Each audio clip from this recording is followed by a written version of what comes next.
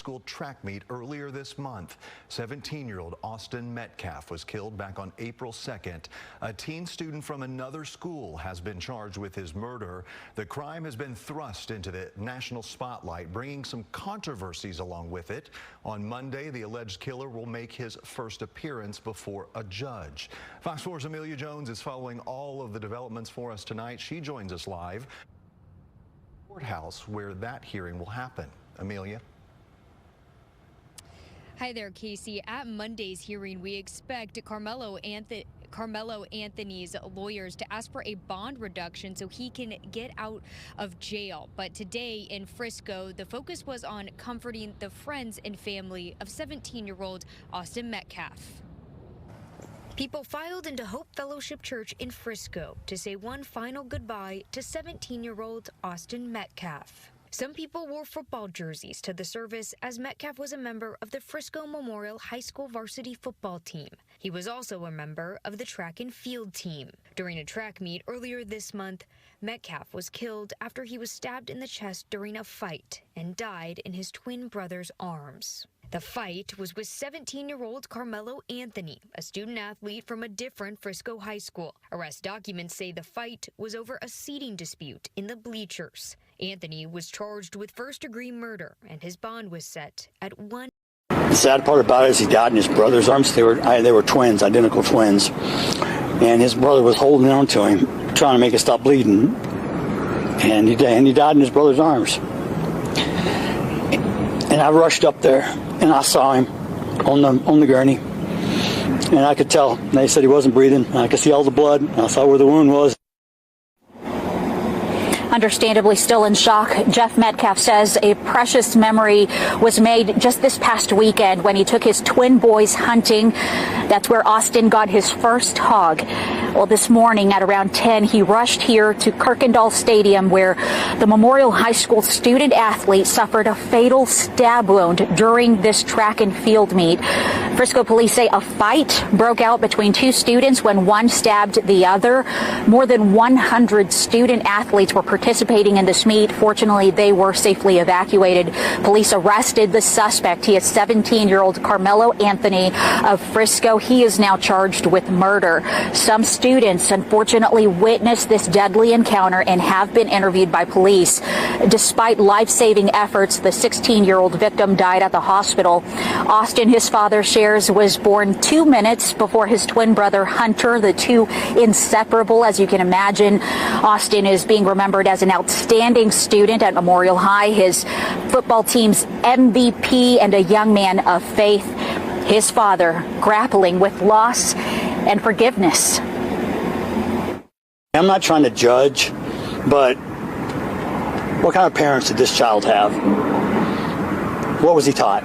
He brought a knife to a track meet, and he murdered my son by stabbing him in the heart. The guy was in the wrong place. They asked him to move, and he bowed up. This is murder. I don't know. I know they have someone in custody. Yeah, they do. And you know what? I already forgive this person. Already? Already. God takes care of things. God's going to take care of me. God's going to take care of my family. I tried to whip around as fast as I could. I looked at my brother, and I'm not going to talk about the rest. I tried to help him. These were the haunting words of Hunter Metcalf, who watched helplessly as his twin brother's life slipped away before his eyes. One moment, they were at a high school track meet in Frisco, Texas, a normal spring afternoon in April 2025. The next, Hunter was desperately performing chest compressions on his brother Austin, blood soaking through his varsity jacket, as teammates and coaches scrambled for help. No one arrives at a school sporting event expecting it to be the last day of their loved one's life. For the Metcalf family, what began as a routine track meet at David Kuykendall Stadium transformed into a nightmare that would forever alter their existence. Before we continue with this heartbreaking story, I want to welcome you to Crime Scene Exposed, where we examine real-life tragedies to understand not just what happened, but why, and what we can learn from them.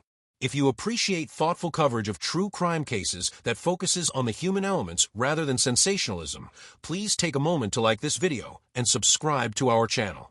What makes the story of Austin Metcalf particularly devastating isn't just the shocking nature of his death. It's how quickly an everyday disagreement, the kind that happens thousands of times daily in schools across America, escalated into deadly violence. It's about two families forever changed by a split-second decision that couldn't be undone. How does a dispute over a seat at a track meet end with a promising young athlete dead and another facing murder charges? What pushed this confrontation beyond the point of no return? And could anyone have prevented this tragedy?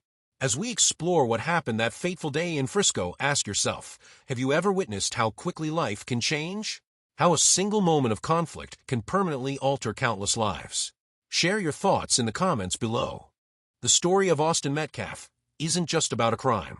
It's about brothers, family bonds, split-second decisions, and the fragility of human life. It's about what happens when words fail and violence takes their place. And it all began with a simple request: you're in our team's spot. Could you move? Austin Metcalf wasn't just another statistic in a crime report. Born July 31, 2007, the junior at Memorial High School in Frisco, Texas, was the kind of student most parents dream of raising: dedicated, disciplined, and driven. Standing out both in the classroom and on the field, Austin maintained a perfect 4.0 GPA while excelling as the MVP linebacker for his school's football team.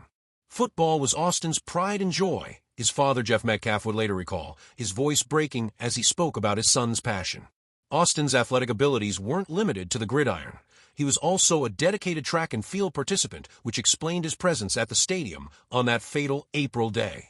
But perhaps what defined Austin most was his relationship with his twin brother, Hunter.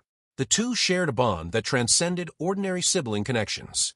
They played football together, pushed each other to excel, and served as each other's biggest supporters and confidants. Hunter looked up to Austin both on and off the field, a dynamic that made witnessing his brother's final moments all the more traumatic. They were inseparable, a teammate would later tell local reporters. Where you saw one, you'd find the other.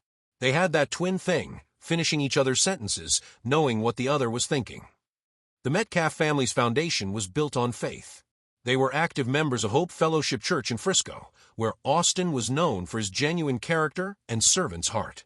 This spiritual grounding would later become crucial for the family as they navigated the unimaginable grief following his death. In what would become hauntingly prophetic, Austin's final social media post read, "Faith that God got me, and my work will pay off."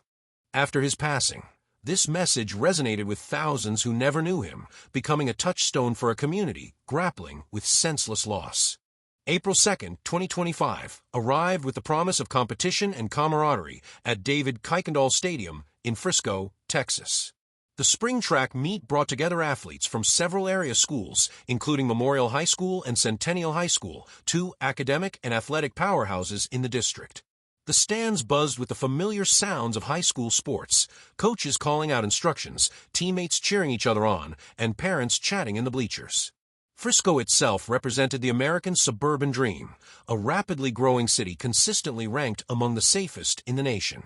With excellent schools, manicured neighborhoods, and a booming economy, it had become a magnet for families seeking prosperity and security.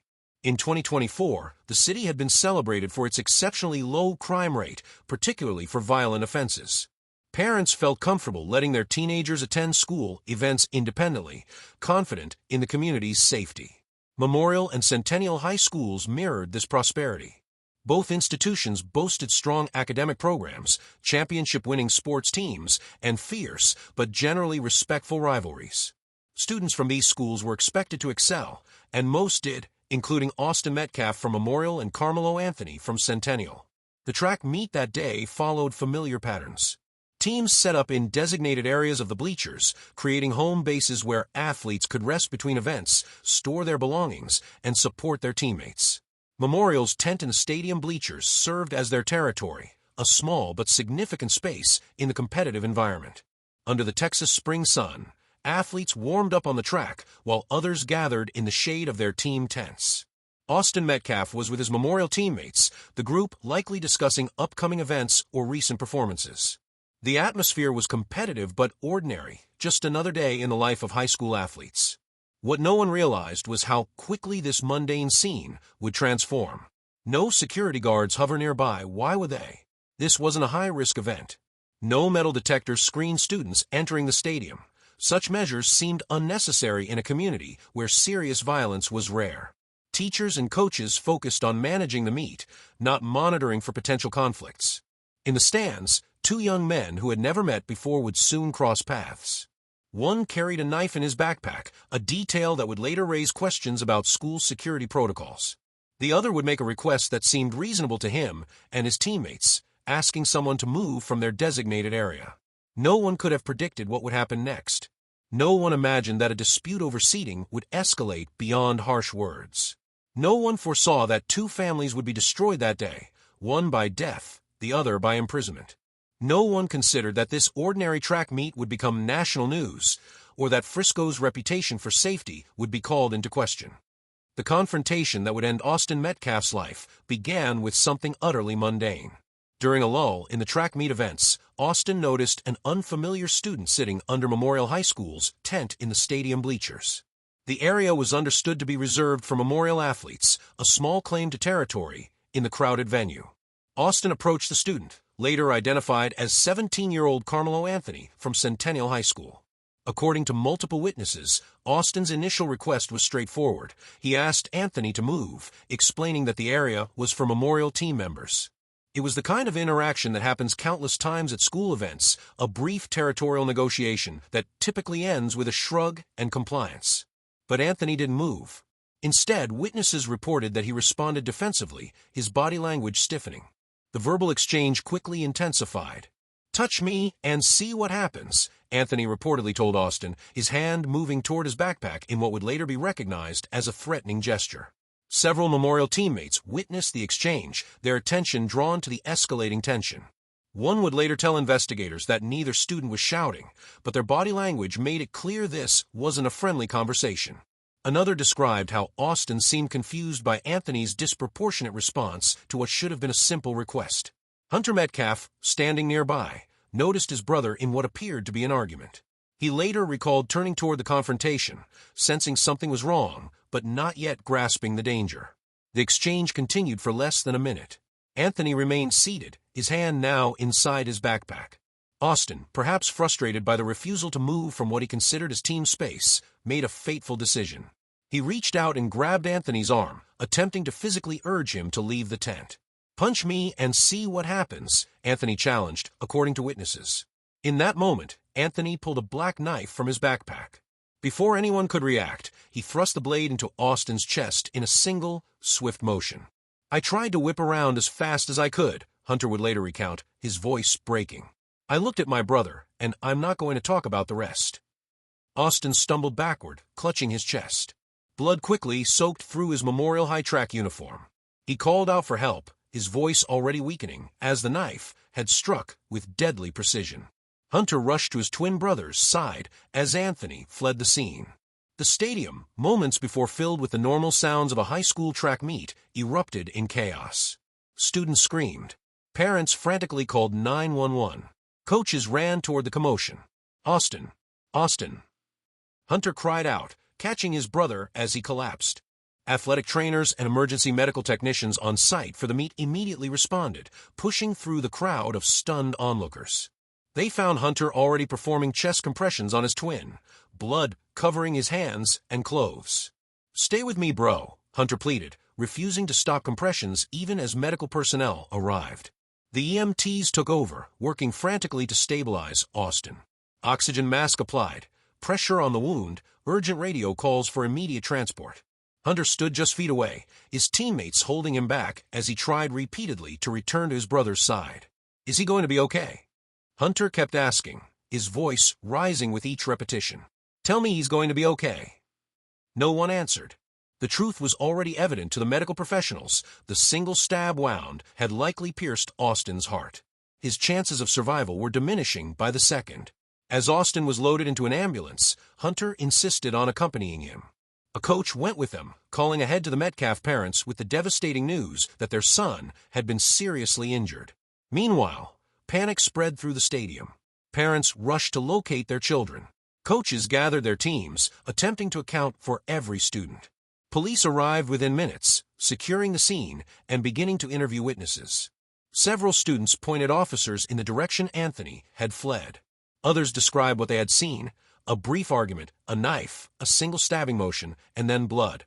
What should have been a day of athletic competition had transformed in seconds into a crime scene. A dispute that should have ended with words had escalated to deadly violence. And Hunter Metcalf, who had arrived at the stadium that morning as one half of a twin pair, would leave forever changed, forced to witness his brother's final moments in a senseless act of violence that no one saw coming, but everyone would remember. The ambulance carrying Austin Metcalf raced through Frisco streets, sirens blaring as paramedics fought desperately to save his life. Inside, Hunter watched in horror as medical professionals performed CPR on his twin brother, the ambulance's interior becoming a frantic battlefield against death. Blood-soaked gauze piled up as the EMTs worked, their faces betraying the gravity of Austin's condition despite their professional composure. "Stay with us, Austin," a paramedic urged, administering another round of emergency medications. "We're almost there." Hunter gripped the ambulance bench, his brother's blood still on his hands. The coach who had accompanied them was already on the phone with Jeff and Megan Metcalf, trying to prepare them for what awaited at the hospital while carefully avoiding the worst possibilities. "You need to meet us at Frisco Medical Center immediately," the coach told them. "Austin's been hurt. It's serious." Meanwhile, back at David Kuykendall Stadium, police officers established a perimeter around the crime scene. Yellow tape cordoned off the Memorial High School tent where Austin had been stabbed. Officers interviewed shaken witnesses, piecing together the sequence of events while others coordinated the search for Carmelo Anthony. They didn't have to search long. Officers found Anthony not far from the stadium, sitting alone on a curb. According to the arrest report, he was crying hysterically when police approached him. Without resistance, he surrendered to officers, immediately beginning to explain his version of events. "I was protecting myself," he repeated through tears. "He put his hands on me. I told him not to." As officers placed him in handcuffs, Anthony asked a question that would become central to the case. "Is this self-defense?" Then, more urgently, "Is he okay? The guy I stabbed, is he alive?" The officers couldn't answer. They didn't yet know. At Frisco Medical Center, the emergency department team was already waiting when the ambulance arrived. They rushed Austin into a trauma bay, a team of doctors and nurses immediately taking over from the paramedics.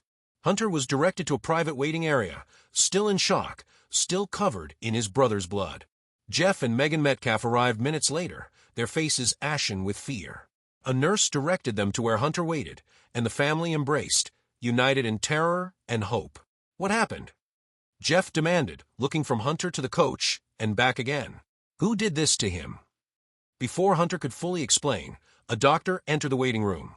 His expression told the story before his words could. "Mr. and Mrs. Metcalf," he began, his voice gentle but direct. "I'm very sorry to tell you that despite our best efforts, we couldn't save your son. Austin was pronounced dead at 4:17 p.m. The knife wound to his chest caused catastrophic damage to his heart. There was nothing more we could do." Megan Metcalf collapsed into her husband's arms. Hunter slid down the wall to the floor, his face blank with disbelief. The coach stepped outside, overcome with emotion. "I want to see him," Jeff finally said, his voice hollow. The doctor nodded. "Of course. We'll take you to him now." What followed was the most painful moment any parent could face, saying goodbye to a child who had left home that morning full of life and would never return. The Metcalfs stood together at Austin's bedside, touching his face, holding his hand, struggling to comprehend that their son, their vibrant, athletic, academically gifted son with his whole future ahead of him, was gone. Back at the police station, detectives informed Carmelo Anthony that Austin Metcalf had died from his injuries. The charge would be first-degree murder.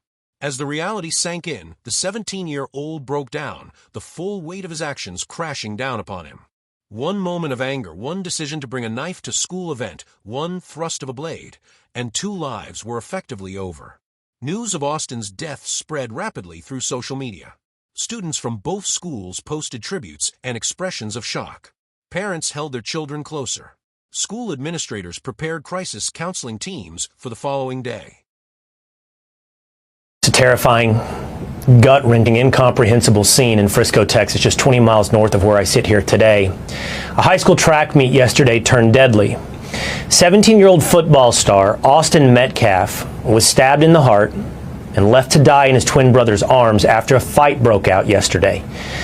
The suspect was allegedly told he was sitting in the wrong seat in the stands of the stadium before drawing a knife and attacking Austin. Police have yet to reveal what led up to that moment, but we do know the other student has been charged with murder. Joining me now is Austin's mother, Megan Metcalf, and his twin brother, Hunter. Megan, Hunter, thank you for being with me today. I can't imagine how difficult of a day, and I have to start with how sorry I am of what you're going through this morning, this afternoon. I think I'd like to just start, I'd love to just start with tell me about Hunter. If you could, Megan, tell me about your son.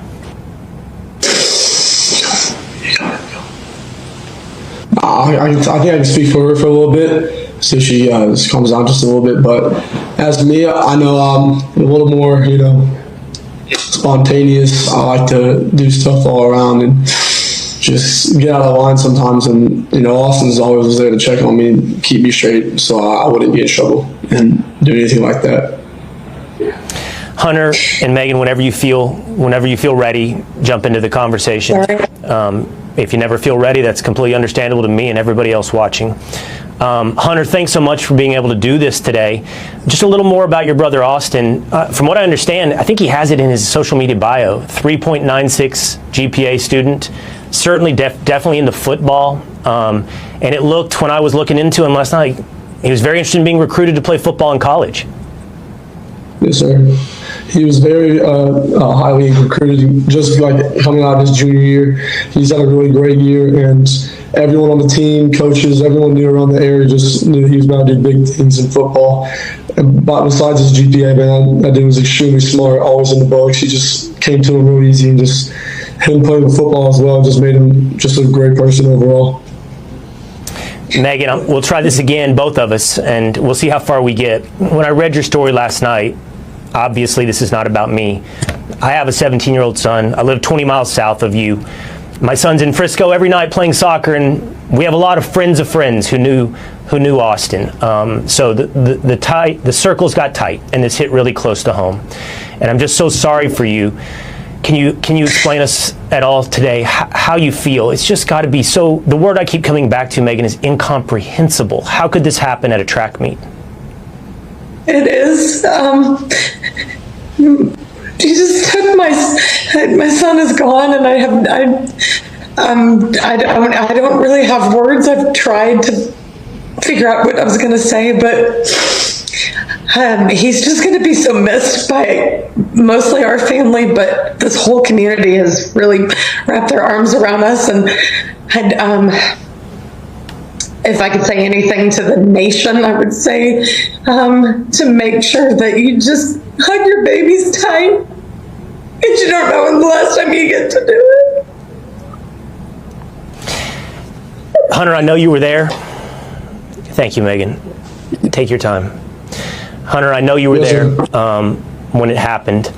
What can you tell us about what happened at that track meet? How could this thing that seems like is not on the menu of possibilities could happen? Again, I was at a track meet, by the way, on Tuesday. This is not something you think could ever happen. How did it happen? So it was a really bad storm in the morning, and they had a lot of delays. And me and my brother, a couple of kids were walking back from the field house of the middle school, because we attended that middle school when we went to middle school, and we were saying hello to old coaches and catching up with them. And then we're walking back to our stand. We put our tent up so all the bleachers were right there. We're not wet from all the rain. We come back, we sit down, and this kid said something behind me. I've never met this kid in my entire life. I never knew who he was. Said something just inappropriate and uncalled for. And I turned around and asked him who he was. He started getting really aggressive. My brother stepped in. He started being, how he always is with me, just brothers, just having my back. And things started getting more higher intensity. And the kid said some aggressive stuff, reckless stuff. Austin tried to handle the problem. And Austin was always one to step up. He always was one to step up and be the person that would do the right thing. And he was doing the right thing by saying to this gentleman that you're not supposed to be in this tent. This is like, because they have personal items there. A lot of stuff gets stolen, just like that, just precautions and stuff. And our coaches always told us, don't let, other schools, like mess with our stuff, just sit around our tent area. And we set that up for the girls track every meet we had. So it's just like, he knew he wasn't supposed to be there. And it's just a tragedy what happened. And then what happened, Austin? After your brother stepped up, what happened then? He stepped up over there, asked him to move, got aggressive, he grabbed the bag, and then I whipped my head around, and then all of a sudden I see him running down the bleachers, grabbing his chest, and just blood rushing out. He said, he got stabbed. First I froze for half a second. I didn't know what to do. And then I saw him about to fall. I went to go over there. I grabbed him. I see him. This stuff. Yeah, I understand. Best I can. Yeah, there was. You can see. You can picture what happened when what was coming out of his chest, and yeah. Y'all can visualize that stuff. I don't want to put down my mom right now, but I pushed my hand on there to try to make it stop, and I grabbed his head and I looked in his eyes. I just saw his soul leave, and it took my soul too. I'm so sorry. I'm going to ask you one last question. I've seen interviews with your husband, who I can hear in the side, by the way. I think he's there in the room with you. I saw an interview last night. Okay, someone else. Yes, okay. Yes, sir. But I have seen interviews with your husband in the last 24 hours, and it was remarkable to me that I heard your husband say, within hours of this, that he forgave this other young man, and he got there so quickly. And I honestly don't know that I could, and I just want to see, and I don't know that there's a right or a wrong place to be, especially as quickly as this has happened. Megan, how do you feel on that front today? I am not like their dad. I am so angry at that boy. It's just not fair. That's all I have. I understand. I'd like to say it's forgave, not forgotten, but I'm not at that point yet to forgive that kid for what he did to my brother. Because, 17 years my best friend, just there in the blink of an eye, I lost him. So I'm not at that point to forgive and forget, but eventually I will. But I pray for his family. I pray that they understand what we're going through as well. I just pray for everybody. I totally understand where both of you sit today on that front. I don't know that I could either. That's why I found it remarkable when I heard that from your husband. But everyone has to go through this their own way. I just pray that God goes through this with you both and your husband and the rest of you. Before we continue with this tragic story, I want to ask you, what would you do if faced with a similar conflict? How might this situation have been defused before it turned deadly? Comment below with your thoughts on conflict resolution and walking away from potentially dangerous confrontations. While the Metcalf family began processing their unimaginable loss, the legal machinery of justice was already in motion. Carmelo Anthony sat in an interview room at the Frisco Police Department, his future hanging in the balance as detectives recorded his statement. "I was just sitting there," Anthony told investigators, his voice still shaking. "He came up and told me to move. I said no. He grabbed me and I reacted."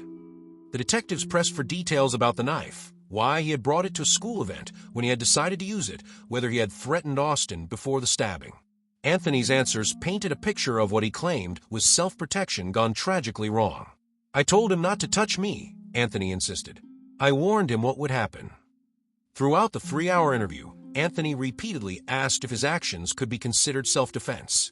He questioned officers about Austin's condition until they finally informed him that Austin had died at the hospital. Upon hearing this news, Anthony broke down completely. "I didn't mean to kill him," he sobbed.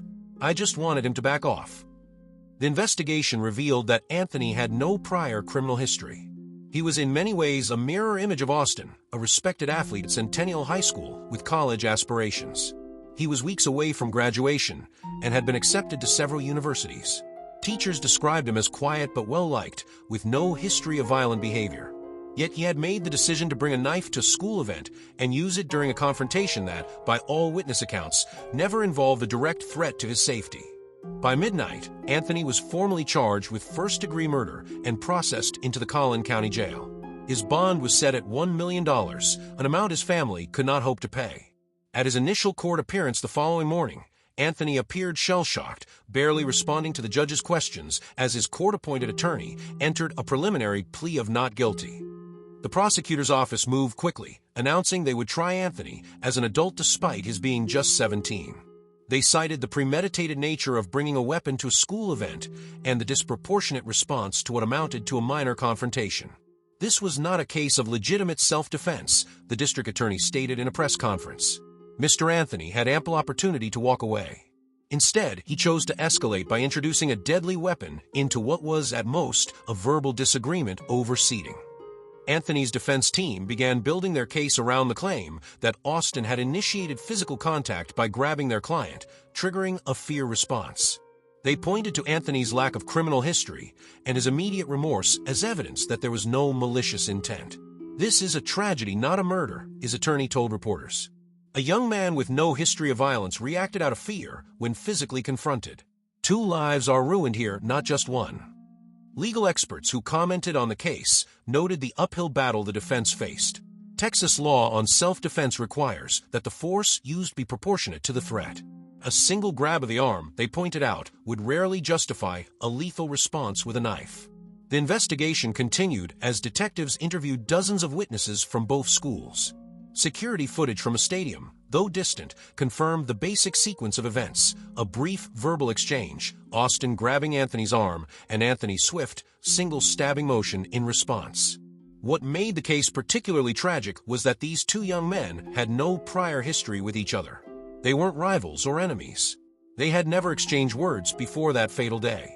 They were strangers whose paths crossed for less than 2 minutes, long enough to change both their lives forever. As Anthony awaited trial in a juvenile detention facility, the question at the heart of the case remained: was this murder or a terrible overreaction in self-defense? The courts would decide, but for the families involved, no verdict could undo what had happened in those few seconds at a high school track meet. The evening after Austin's death, Hope Fellowship Church opened its doors for an impromptu vigil. What organizers expected to be a small gathering swelled to over 1,000 people: students, parents, teachers, coaches, and community members united in grief. The parking lot overflowed, forcing many to park blocks away and walk to the church. Inside, Austin's football jersey and track uniform were displayed alongside photos of him smiling with his family and teammates. Candles flickered as speakers shared memories of a young man known for his kindness as much as his athletic prowess. Austin made everyone feel important, his football coach told the hushed crowd. He lived his faith through his actions, not just his words. Hunter Metcalf, supported by teammates on either side, somehow found the strength to speak. "My brother was my best friend," he said, his voice barely audible. "He pushed me to be better every day. I don't know how to be in this world without him." As the community gathered in person, online reactions to Austin's death took a troubling turn. What began as an outpouring of sympathy quickly morphed into something darker as the case gained national attention.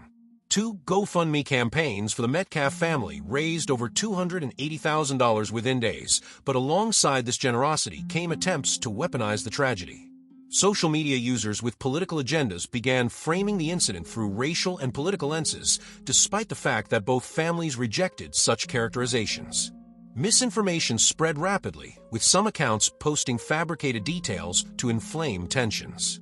Jeff Metcalf felt compelled to make a public statement addressing these attempts to politicize his son's death. "This was not a race thing. This is not a political thing," he said firmly. "This is a human being thing. This person made a bad choice and affected both his family and my family forever." His words did little to stem the tide of online vitriol. Both families soon became targets of harassment. The Anthonys received death threats so severe they were forced to relocate to an undisclosed location. Strangers loitered outside their home, some impersonating delivery drivers to gain access. The Metcalfs weren't spared either, with swatting calls resulting in terrifying police raids at their residence. The FBI and local authorities launched investigations into the harassment, but the damage was done. Private grief had become public spectacle. Meanwhile, Frisco schools faced urgent questions about security. How had a student brought a knife to a school event? Were current safety measures adequate? Emergency school board meetings were called, with parents demanding metal detectors, bag checks, and increased security at all school functions. "We trusted our children were safe," one parent said during public comments. That trust is broken now. School administrators announced immediate changes: clear bag policies for all events, additional security personnel, and conflict resolution training for students. But for many in the community, these measures felt like closing the stable door after the horse had bolted. Local and national media descended on Frisco, a city unaccustomed to such attention. News vans lined the streets near both high schools. Reporters approached students for comments as they entered and exited school. Morning shows debated school safety and youth violence while showing Austin's senior portrait and football action shots. What should have been a private time of mourning for two families became instead a national conversation about everything from knife laws to school security to social media's role in amplifying tragedy. Lost in much of the coverage was the simple, devastating truth. A 17-year-old boy was dead, and another 17-year-old boy would spend years, possibly decades, behind bars, all because of a momentary conflict that spiraled beyond anyone's imagination. The tragedy of Austin Metcalf's death offers painful but crucial lessons about conflict, violence, and the fragility of human life. As we examine what happened that April day in Frisco, several themes emerge that might help prevent similar tragedies in the future. First and foremost is the critical importance of conflict de-escalation. The confrontation between Austin and Carmelo lasted less than 2 minutes from first word to fatal stabbing, a shockingly brief window in which multiple opportunities to step back were missed by both young men. Experts in youth violence prevention point to several moments where different choices could have altered the outcome. Austin could have involved a coach or official rather than directly confronting Carmelo. Carmelo could have simply moved when asked or walked away when tensions rose. Either student could have recognized the warning signs of escalating anger and disengaged. The most powerful tool in conflict resolution is the ability to walk away, explains Dr. James Morley, a youth violence prevention specialist who has studied the case. Young people need to understand that temporary embarrassment from backing down is infinitely preferable to permanent consequences from escalation. Schools across Texas have since implemented enhanced conflict resolution training, teaching students specific phrases and techniques to defuse tense situations. Role-playing exercises help teenagers practice walking away from confrontations without losing face, a crucial skill in adolescent social dynamics. The presence of a weapon at a school event raises urgent questions about security protocols.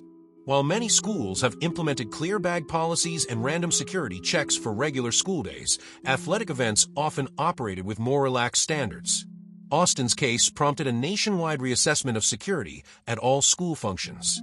"We can't create prison-like environments in our schools," notes former school security director Thomas Weller. But basic measures like bag checks and increased adult supervision at events can prevent weapons from entering these spaces in the first place. Beyond physical security measures, the case highlights the importance of mental health support for adolescents. Both Austin and Carmelo were high-achieving students under significant pressure to succeed. Neither had histories of violence or behavioral problems. Yet in a moment of stress, one resorted to deadly force while the other made the fatal mistake of physical contact. Schools have responded by expanding access to counseling services and creating anonymous reporting systems for students to flag concerns about peers. Programs teaching emotional regulation and anger management have been integrated into standard curricula. Perhaps the most powerful lesson from this tragedy comes from Jeff Metcalf's remarkable response to his son's death. In the midst of overwhelming grief, he spoke publicly about forgiveness. "I forgive the other person because the forgiveness is not for him," Jeff stated. "The forgiveness is for me, so I can have peace. His life is destroyed. My life is destroyed." This extraordinary capacity for compassion in the face of devastating loss offers a model for how communities might heal from violence without perpetuating cycles of hatred and revenge. The Metcalf family's faith-based response stands in stark contrast to the vitriol that erupted online after Austin's death. Finally, Austin's story underscores how small decisions can have life-altering consequences. Carmelo's choice to bring a knife to school that day. Austin's decision to confront rather than report the seating issue. The split-second escalation from verbal to physical confrontation. Each moment represented a crossroads where different choices could have led to radically different outcomes. Teenagers often don't fully grasp the permanence of consequences, explains adolescent psychologist Dr. Sarah Linden. Their brains are still developing the capacity to project forward and see how momentary actions can change everything forever. This neurological reality doesn't excuse violence, but helps explain why teenagers may make impulsive decisions with catastrophic results. Parents and educators can help by consistently reinforcing how quickly situations can escalate and by providing clear guidelines for walking away from conflict. The story of Austin Metcalf is, at its core, a tragedy of missed opportunities, moments where intervention, de-escalation, or simply walking away could have prevented death and preserved two promising futures. By learning from these missed opportunities, we can work to ensure that other young lives aren't cut short by momentary conflicts that spiral out of control. Austin Metcalf's life was cut tragically short at age 17, but his impact continues to resonate far beyond Frisco, Texas. His final social media post, "Faith that God got me red heart and my work will pay off," became a rallying cry for his community and a testament to the character of a young man whose potential will never be fully realized. Memorial High School established the Austin Metcalf Scholarship Fund, awarding annual scholarships to students who exemplify Austin's combination of academic excellence, athletic dedication, and character. The football team retired his jersey number, and a memorial bench bearing his name now sits outside the stadium where he once played.